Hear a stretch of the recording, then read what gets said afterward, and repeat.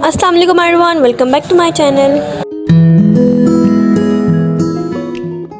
तो अगर आपने मेरी वीडियो को लाइक और चैनल को सब्सक्राइब नहीं किया तो फटाफट से कर लें और बेल आइकन को दबाना मत भूलिएगा ताकि आपको मेरी हर वीडियो का नोटिफिकेशन फटाफट से मिल जाए।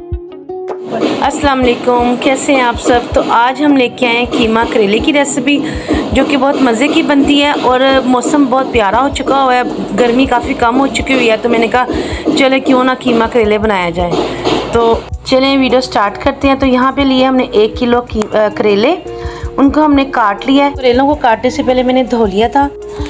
तो एक कढ़ाई लेंगे, उसमें हम डालेंगे करेले थोड़ा सा, तो उसमें हम डालेंगे पानी और इसको चढ़ाएंगे हम चूल्हे पे और इसको एक उबाल दिलवाएंगे, ठीक है, ताकि इसका जो सा कड़वाहट है ना वो थोड़ी सी कम हो जाए। तो एक जोश आने के बाद हम इसको बास्केट में, इसका जो पानी वो सारा हम कर देंगे ड्रेन। तो फिर इसको थोड़ी देर के लिए हम इसको रखेंगे धूप में। तो यहाँ पे हमने ऑयल, ये देखें हमने इसको धूप में रखा है और जो इसका एक्स्ट्रा पानी था ना, जो इसके अंदर जो पानी होता है वो बिल्कुल ख़त्म हो गया। थोड़ा सा इसको कपड़े के साथ हमने ना हल्के हाथों से प्रेस कर दिया। तो यहाँ पे हमने ऑयल लिया है, तो ऑयल में हम इनको करेंगे फ्राई। तो जो बच्चे करेले नहीं ना खाते हैं, ख़ास तौर पे मेरे तो अपने बच्चे करेले नहीं खाते हैं, तो उनके लिए मैंने ऐसी रेसिपी बनाई है ताकि बच्चों को भी करेले खाने चाहिए। तो अगर आपको लोग कहेंगे भी कि करेले का पानी निकालेंगे उबालेंगे तो इसका सारा असर ख़त्म हो जाएगा, तो ऐसा कुछ नहीं होता है। पालक को भी उबालते हैं, शलजम को भी उबालते हैं, तो उनका पानी भी हम निकालते हैं, तो कोई असर वेस्ट ज़ाया नहीं होता। तो यहाँ पे देखिए हमारे करेले जो से काफ़ी हद तक फ्राई हो चुके हुए हैं, थोड़े से रेड होना शुरू हो चुके हैं। हम इन्हें ज़्यादा रेड नहीं करेंगे, इनका कलर ऐसे ही हम प्यारा सा रखेंगे। तो ये करेले खाने में बिल्कुल भी कड़वे नहीं बने, इनको बच्चों ने भी खाया, इंजॉय किया। करेले हमारे यहाँ पे फ्राई हो चुके हुए हैं, तो हम चलते हैं अपने नेक्स्ट स्टेप की तरफ। तो नेक्स्ट स्टेप है हमारा जी, हमने फिर दोबारा से ऑयल लिया है।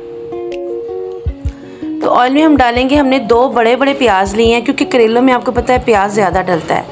तो प्याज को हमने ब्राउन नहीं करना, बिल्कुल भी रेड नहीं करना है, बिल्कुल लाइट सोते से हमने करना है। तो ये हमारा प्याज जो सा सोते हो चुका हुआ है। तो यहाँ पे मुझे अपना बर्तन छोटा लग रहा था, तो मैंने इसको अपनी कढ़ाई में शिफ्ट किया है, इस सारे प्याज को, ताकि हम बकाया का मसाले वगैरह कीमा वगैरह डाल सकें। तो यहाँ पे हम डाल रहे हैं जी, हमने यहाँ पे टमाटर, लहसुन, अदरक और हरी मिर्चों का हमने डाला पेस्ट। तो इसको भी हम साथ डालेंगे, इसको फ्राई करेंगे। और अब हम डालेंगे इसमें कीमा। तो यहाँ पे मैंने चिकन का कीमा लिया है, मैंने तकरीबन 3 पाव के करीब चिकन का कीमा लिया है। तो आप कोई सा भी कीमा ले सकते हैं, मटन का या बीफ का, कोई सा भी कीमा ले सकते हैं। तो यहाँ पे मैंने 3 से 4 अदद बारीक कटे हुए टमाटर, फ्रेश टमाटर लिए हैं, वो भी मैंने इसके अंदर डाल दिए हैं। और करेलों में जो सी ये सारी चीज़ें होती हैं खड़ी खड़ी ही अच्छी लगती हैं, बिल्कुल मैशी बिल्कुल भी अच्छी नहीं लगती हैं। तो यहाँ पर मैंने 3 से 4 हरी मिर्चों जो को मैंने काटा है और काट के इसमें डाल दिया। तो यहाँ पे हम डालेंगे जी अपने सारे मसाले, स्पाइसेस डालेंगे। तो सबसे पहले हमने डालना है मिर्च को, लाल मिर्च को, फिर हम डालेंगे धनिया ज़ीरा पाउडर, और फिर हम डालेंगे हल्दी और नमक। और ये सारे मसाले आप अपने टेस्ट के मुताबिक भी डाल सकते हैं, ठीक है। तो यहाँ पे हम इसको दोबारा से करेंगे फ्राई, इसको भूनेंगे हम।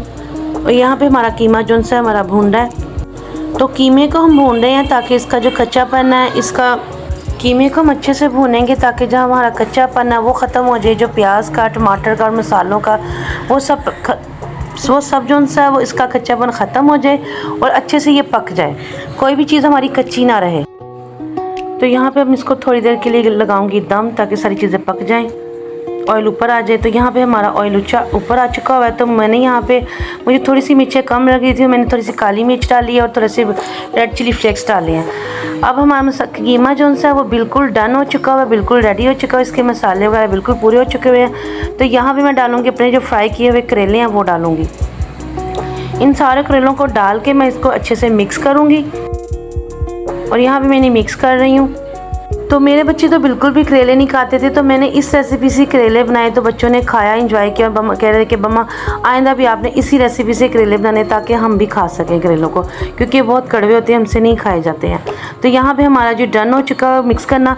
तो ये मैं डाल रही हूँ 1 कप के करीब दूध डाल रही हूँ, पानी भी डाल सकते हैं, लेकिन दूध डालने से जो उसका जो थोड़ा सा जो और कड़वापन होता है वो और थोड़ा सा ख़त्म हो जाता है, माइल्ड सा हो जाता है। तो बहुत मज़े के दूध डालने से इसका और अच्छा टेस्ट आ जाता है। तो दूध डाल के मैंने इसको दम लगा दिया। तो दम हटाया मैंने। तो यहाँ पे जो करेलों ने अपना ऑयल छोड़ दिया हुआ है, और जो करेले हमारे जो क्रिस्प फ्राई होने से जो उनसे बिल्कुल सख्त हो जाते हैं ना, वो नरम हो जाते हैं। تو یہاں پہ ہمارے کریلے تیار ہیں. آپ دیکھ سکتے ہیں کہ کتنے خوبصورت اور شاندار ہمارے کریلے تیار ہوئے ہیں. آپ بھی اس کو کھائیں، بنائیں اور انجوائے کریں اور دعا میں یاد رکھیے. سو گائز ہمارے قیمہ کریلے تو تیار ہو چکے ہیں.